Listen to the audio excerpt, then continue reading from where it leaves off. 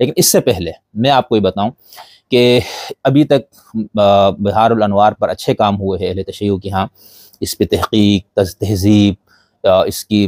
تخریج ضعیف اور صحیح حدیثوں پر، اور جو ابھی تک جو سب سے پائے کا کام کیا ہے وہ آیت اللہ شیخ محمد آصف محسنی مرحوم نے کیا ہے۔ محسنی صاحب نے جو اس پہ کتاب لکھی ہے وہ ہے مشرعۃ بحار الانوار، ٹھیک ہے۔ اچھا، اب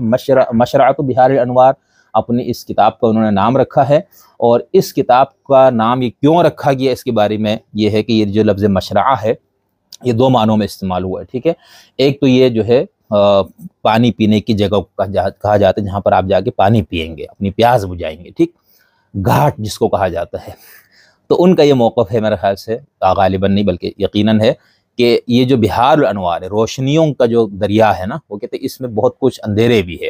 یعنی صرف روشنیاں ہی نہیں، بہت کچھ ہے۔ تو ان کا مقصد یہ ہے کہ اگر کسی نے اس سمندر یا اس دریا